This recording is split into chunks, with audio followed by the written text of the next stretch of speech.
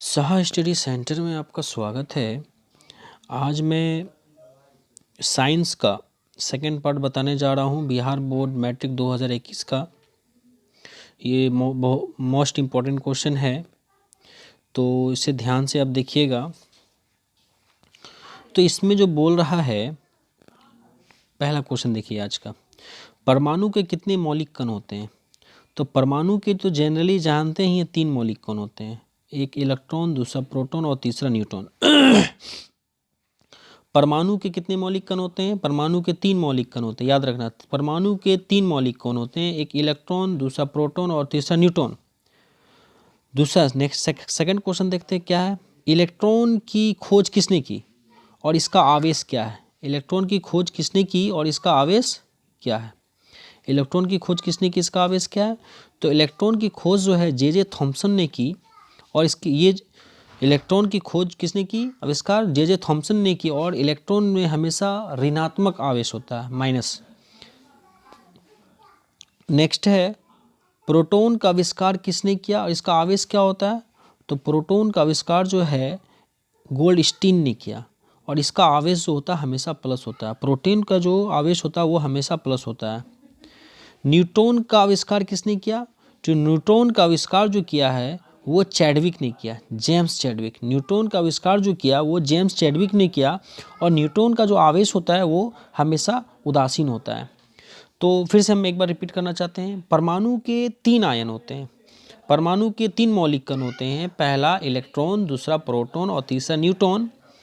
Electron में हमेशा minus होता है, प्रोटॉन में हमेशा प्लस होता है, और न्यूट्रॉन जो होता है वो न्यूट्रल होता है, यानी उदासीन होता है। और एक चीज़, इलेक्ट्रॉन का आविष्कार जो है जे थॉम्सन ने किया, प्रोटॉन का आविष्कार ने गोल्डस्टीन ने किया, और न्यूट्रॉन का आविष्कार जो है जेम्स चैडविक ने किया। ठीक है, न्यूट्रॉन का आविष्कार कौन किया? जेम्स चैडविक ने किया।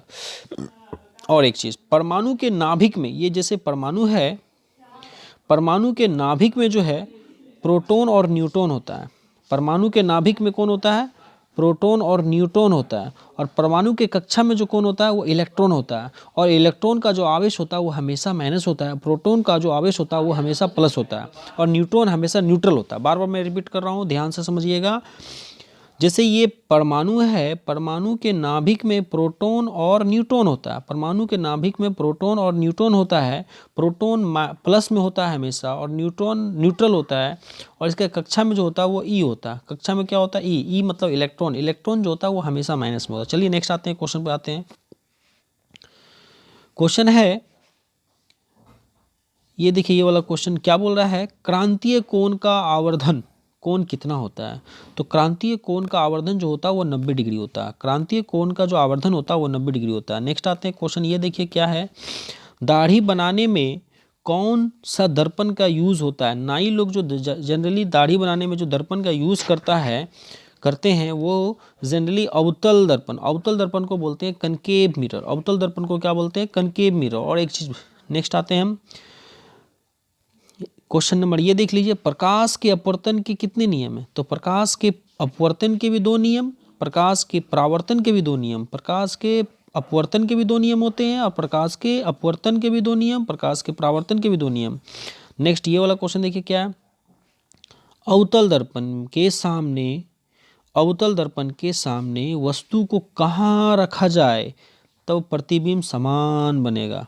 तो अवतल दर्पण में, ये अवतल दर्पण है, अवतल दर्पण में वक्रता केंद्र पर जब कोई वस्तु को रखेंगे तो उसका जो प्रतिबिंब बनेगा वो समान बनेगा। उसका प्रतिबिंब जो बनेगा वो हमेशा क्या बनेगा? समान बनेगा। पिछला भी वीडियो में मैं बता चुका हूँ। तो अवतल दर्पण में जो कहा, वक्रता केंद्र पर जब किसी वस्तु को रखेंगे तो उसका प्रतिबिंब हमेशा समान बनेगा। नेक्स्ट आते हैं क्वेश्चन, ये देख लीजिए, समतल दर्पण द्वारा, समतल दर्पण के द्वारा बने वस्तु का प्रतिबिंब कैसा होता है? तो समतल दर्पण द्वारा वस्तु का जो प्रतिबिंब बनता है वो काल्पनिक और समान होता है। समतल दर्पण में हमेशा जो प्रतिबिंब बनता है वो समान होता है। नेक्स्ट आते हैं, देखते हैं स्पेक्ट्रम। स्पेक्ट्रम में किस रंग का किरण का झुकाव अधिक होता है? तो स्पेक्ट्रम में जो किस रंग का झुकाव अधिक होता है? तो याद रखना है, स्पेक्ट्रम में बैगनी रंग का झुकाव सबसे अधिक होता है, और सबसे कम झुकाव जो होता है वो लाल रंग का होता है। पिछला वीडियो में बता चुका हूँ, देख लीजिएगा जाकर के। नेक्स्ट है, किस दर्पण में हमेशा किस दर्पण में हमेशा वस्तु से छोटा प्रतिबिंब बनता है?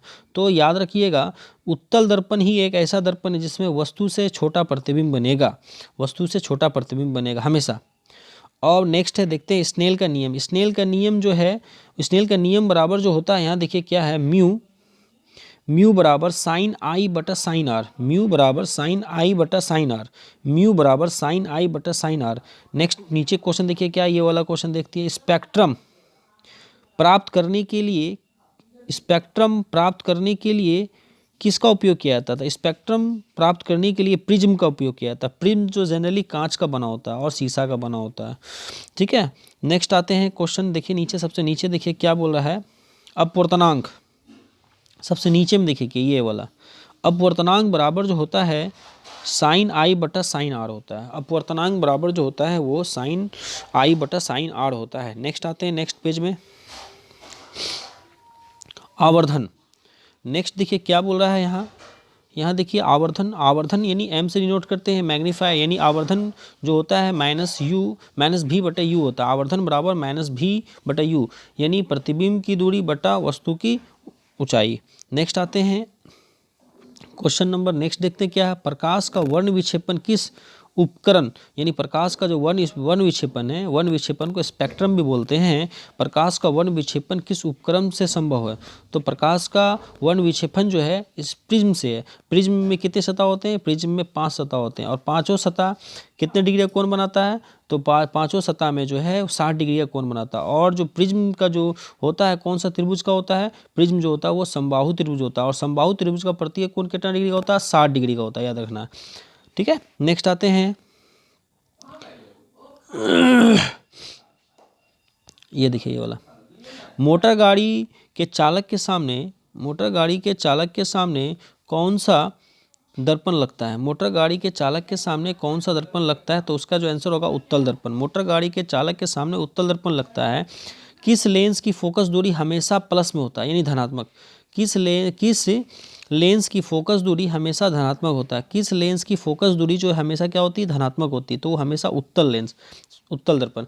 तो उत्तल दर्पण, उत्तल लेंस, ठीक है, याद रखना है। यहाँ पर देखिए क्या है, दर्पण है, यहाँ पर लेंस समझ लेना, ठीक है। नेक्स्ट, किस लेंस की फोकस दूरी हमेशा प्लस में होता है? तो किस लेंस की फोकस दूरी हमेशा प्लस में यानी धनात्मक होता है? तो उत्तल लेंस। नेक्स्ट है, किस लेंस की फोकस दूरी हमेशा ऋणात्मक होती है? किस लेंस की फोकस दूरी हमेशा, फोकस दूरी और वक्रता केंद्र या वक्रता त्रिज्या माइनस में होती है? तो याद रखना अवतल दर्पण। कौन सा दर्पण? अवतल दर्पण। नेक्स्ट देखते हैं क्या बोल रहा है, यहाँ देखिए, किसी वस्तु का प्रतिबिंब आँख के किस भाग में पड़ता है, यानी बनता है? किसी वस्तु का जो प्रतिबिंब है आँख के रेटिना में बनता है। किस में बनता है? रेटिना में बनता है। नेक्स्ट है, मानव, ये वाला देखिए, मानव आँख में किस भाग में रंगीन प्रतिबिंब दिखता है? तो रंगीन प्रतिबिंब जो दिखता है वो आइरिस में दिखता है। कौन से में दिखता है? आइरिस में, याद रखना। चंद्रमा पर खड़े व्यक्ति अंतरिक्ष यात्री, चंद्रमा पर खड़े अंतरिक्ष यात्री को आकाश कैसा दिखता है? तो चंद्रमा पर जब खड़ा होकर हम आकाश को देखेंगे तो वो आकाश काला दिखेगा। देखिए, आकाश नीला क्यों दिखता है? जब हम पृथ्वी पर से आकाश को देखते हैं अपने, तो आकाश नीला क्यों दिखता है? तो आकाश जो नीला दिखता है, यहाँ देखिए दिया हुआ आंसर, प्रकाश के प्रकीर्णन के कारण। प्रकाश के प्रकीर्णन के कारण जो आकाश होता है वो नीला दिखता है। फिर नेक्स्ट देखिए, हीरा क्यों चमकता है? तो हीरा जो चमकता है प्रकाश के पूर्ण आंतरिक परिवर्तन, प्रकाश के पूर्ण आंतरिक परिवर्तन के कारण हीरा क्या होता है? चमकता है। प्रकाश के पूर्ण आंतरिक परिवर्तन के कारण हीरा क्या होता है? चमकता है। नेक्स्ट आते हैं, पानी से भरी बाल्टी की पेंदी उठी हुई प्रतीत होती है, क्यों? तो जाहिर सी बात है, ये चैप्टर 2 का क्वेश्चन है, पानी से भरी बाल्टी का पेंदी जो है प्रकाश के अपवर्तन के कारण उठी हुई होती है। इसमें एक क्वेश्चन और है, पानी से भरी बाल्टी में अगर कोई एक स्टिक यानी छड़ी जब डालेंगे तो वो टेढ़ी मालूम देगी, ये भी प्रकाश के अपवर्तन के कारण, ठीक है। पानी के भरी बाल्टी, एक क्वेश्चन और है, पानी से भरी बाल्टी में जब हम सिक्का डालते हैं तो सिक्का उठी हुई मालूम देती है, इसका भी आंसर होगा प्रकाश के अपवर्तन के कारण, ठीक है। नेक्स्ट है सरल सूक्ष्मदर्शी। यहाँ देखिए क्या है, सरल सूक्ष्मदर्शी में कौन सा लेंस होता है? तो हमेशा याद रखना उत्तल लेंस। सरल सूक्ष्मदर्शी में कौन सा लेंस होता है? उत्तल लेंस। और दूरबीन, दूरबीन यानी दूरदर्शी, दूरबीन यानी दूरदर्शी, दूरबीन यानी दूरदर्शी में कौन सा लेंस होता है? याद रखना हमेशा अवतल लेंस। दूरबीन में कौन सा लेंस होता है? अवतल लेंस। ठीक है, नेक्स्ट आते हैं, देखिए नीचे, किसी लेंस द्वारा उत्पन्न आवर्धन का एसआई मात्रक क्या होता है? तो लेंस का आवर्धन जो होता है वो मात्रक विहीन होती है। क्या होती है? मात्रक विहीन होती है। मात्रक क्या होती है? विहीन होती है, मात्रक विहीन होती है। और एक चीज़, लेंस की क्षमता का एसआई मात्रक जो होता है वो डायोप्टर होता है। लेंस की क्षमता का जो एसआई मात्रक होता है वो डायोप्टर होता है। लेंस की क्षमता का एसआई मात्रक जो होता है वो क्या होता है? वो डायोप्टर होता है। लेकिन लेंस का द्वारा उत्पन्न आवर्धन का जो एसआई मात्रक होता है वो मात्रक विहीन होता है। देखिए नीचे क्या बोल रहा है, नेत्र में प्रवेश करने वाली प्रकाश किरणें का अधिकांश अपवर्तनांक कहाँ होता है? तो अपवर्तनांक जो होता है वो, अपवर्तन जो होता है वो दृष्टिपटल में, नेत्र में प्रवेश करने वाली प्रकाश किरणों का अधिकतम अपवर्तन जो होता है वो दृष्टिपटल में होता है। नेक्स्ट पेज में आते हैं, क्या बोल रहा है देखते हैं। नेक्स्ट पेज में देखिए क्या बोल रहा है, बोल रहा है वायु में, ऊपर देखिए, वायु में प्रकाश का कौन सा रंग अधिक प्रकीर्णन करती है? तो वायु में प्रकाश का जो है नीला रंग जो है अधिक ये करती है। वायु में प्रकाश का कौन सा रंग अधिक प्रकीर्णन करती है? तो वायु में नीला रंग सबसे अधिक प्रकीर्णन करती है। नेक्स्ट क्वेश्चन देखते हैं, किस रंग का अपवर्तनांक अधिक होता है? तो ये बैगनी कलर का अपवर्तनांक जो है होता है वो अधिक होता है। बैगनी कलर का अपवर्तनांक जो होता है वो अधिक होता है। प्राथमिक कलर कौन होते हैं? लाल, हरा और पीला जो होता है ये प्राथमिक कलर है, प्राइमरी कलर। लाल, हरा और पीला जो होता है ये प्राइमरी कलर है। नेक्स्ट आते हैं प्रतिरोधक, यहाँ देखिए क्या है, प्रतिरोध और प्रतिरोधकता का एसआई मात्रक क्या होता है? तो प्रतिरोध और प्रतिरोधकता का एसआई मात्रक जो होता है, दोनों का एसआई मात्रक ओम होता है। बहुत इंपॉर्टेंट क्वेश्चन है, ठीक है। नेक्स्ट आते हैं, यहाँ देखिए क्या है, बैटरी में प्राप्त विद्युत धारा, बैटरी से प्राप्त विद्युत धारा किस प्रकार की होती है? तो किस प्रकार की होती है? याद रखना, बैटरी, जितने भी बैटरी, चाहे टॉर्च का बैटरी हो, घड़ी का बैटरी हो, मोबाइल का बैटरी हो, घर में जो इन्वर्टर में यूज़ होता है वो बैटरी हो, गाड़ी में जो लगा बैटरी हो, जितना भी बैटरी है सभी बैटरी जो है वो दृष्ट धारा होती है। क्या है? दृष्ट धारा। दृष्ट धारा को शॉर्ट बोलते हैं डीसी। डीसी क्या बोलता है? डीसी यानी डायरेक्ट करंट। अब नेक्स्ट क्वेश्चन नीचे देखते हैं क्या बोल रहा है, घरों में किस प्रकार की विद्युत धारा, घरों में किस प्रकार की विद्युत धारा होती है? तो घर में जो हम लोग यूज़ करते हैं जनरली प्रत्यावर्ती धारा होती है, यानी एसी यानी अल्टरनेट करंट। घरों में जो हम लोग यूज़ करते हैं वो एसी होती है। एसी का मतलब हो गया अल्टरनेट करंट यानी प्रत्यावर्ती धारा। और ये जो और नीचे देखिए होगा इसका और क्वेश्चन, घरों में कितना वोल्ट यूज़ होता है? घरों में जो हम लोग यूज़ करते हैं कितना वोल्ट विद्युत धारा प्राप्त होता है? तो घरों में याद रखना है 220 volt, 220 volt AC. 220 volt AC का मतलब हुआ 220 वोल्ट प्रत्यावर्ती धारा। घरों में जो यूज़ होता है 220 वोल्ट प्रत्यावर्ती धारा। नेक्स्ट है विद्युत हीटर। यहाँ देखिए विद्युत हीटर विद्युत धारा के किस सिद्धांत पर कार्य करती है? विद्युत हीटर विद्युत धारा के किस प्रभाव पर कार्य करती है? तो याद रखना है ऊष्मीय प्रभाव, क्योंकि ये ऊष्मा देती है। हीटर जो है, हीटर को करंट लगाइएगा तो उसमें ऊष्मा होगा, हीट देगा तब खाना बनता है, ठीक है, ये ऊष्मीय प्रभाव होगा। नेक्स्ट देखते हैं क्या है, यहाँ देखिए क्या बोल रहा है, विद्युत हीटर में के तार की कुंडली, जो तार की कुंडली जो स्प्रिंग टाइप का होता है विद्युत हीटर में, वो क्या चीज़ का बनता है?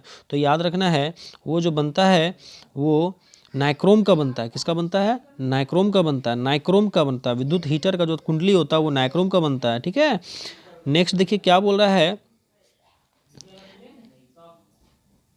एमीटर को विद्युत परिपथ में, एमीटर को, बहुत इंपॉर्टेंट क्वेश्चन है, एमीटर को विद्युत परिपथ में किस क्रम में जोड़ा जाता है?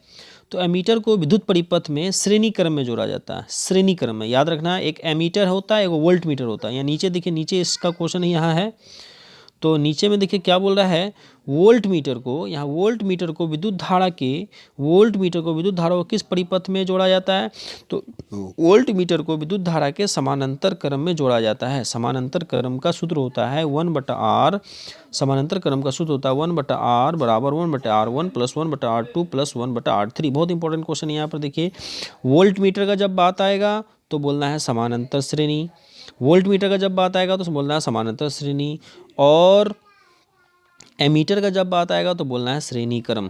एमीटर का जब बात आएगा तो श्रेणी क्रम, एमीटर का जब बात आएगा श्रेणी क्रम। अगेन इसको बोलते हैं, जब श्रेणी क्रम का बात आएगा तो बोलना एमीटर, श्रेणी क्रम का जब बात आएगा तो एमीटर, और जब समानांतर क्रम का बात आएगा तो बोलना है वोल्ट मीटर।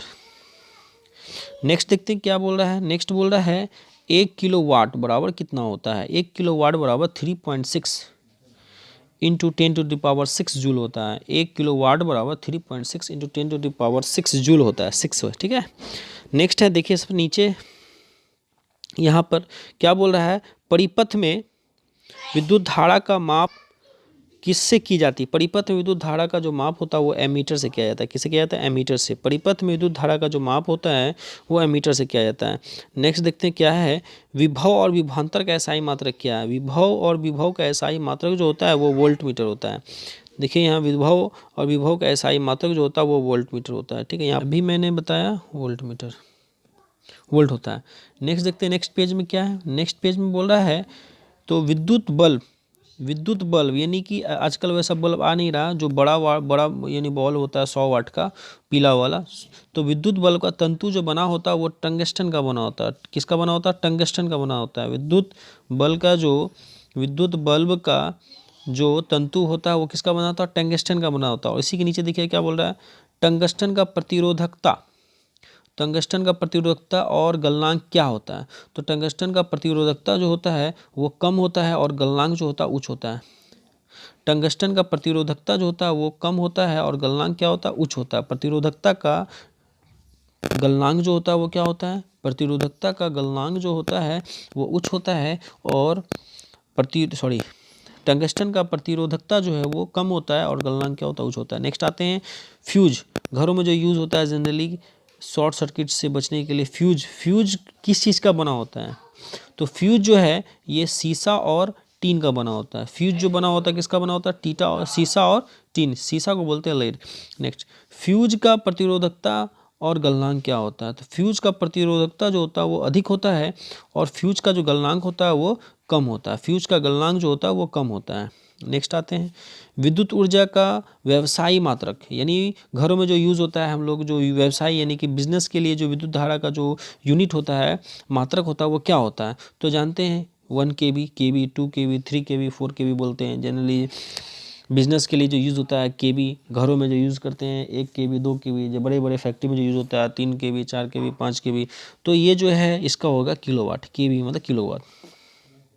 नेक्स्ट है विद्युत शक्ति का एसआई मात्रक क्या होता है। विद्युत शक्ति का एसआई मात्रक वाट होता है। 1 किलो वाट यानी 1 किलो वाट बराबर 3.6 इंटू 10⁻6 जूल होता है। नेक्स्ट आते हैं 1 कूलम। तो 1 कूलम में विद्युत आवेश का प्रोटोनों की संख्या कितनी होती है, 1.6 इंटू 10⁻19 होती है। कितनी होती है, 1.6 इंटू 10⁻19 होती है, ठीक है। नेक्स्ट आते हैं विशिष्ट प्रतिरोधकता का एसआई मात्रक क्या होता है। तो विद्युत विशिष्ट प्रतिरोधकता का एसआई मात्रक जो होता है ओम मीटर होता है। नेक्स्ट आते हैं परमाणु के नाभिक में क्या उपस्थित होते हैं। परमाणु के नाभिक में जो होते हैं प्रोटॉन होते हैं और न्यूट्रॉन होते हैं। प्रोटॉन हमेशा प्लस होता है और न्यूट्रॉन न्यूट्रल होता है, उदासीन होता है। नेक्स्ट आते हैं आवेश का एसआई मात्रक क्या होता है। आवेश का एसआई मात्रक कूलम होता है।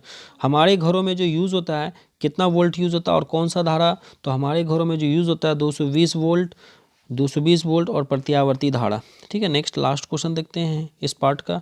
तो समानांतर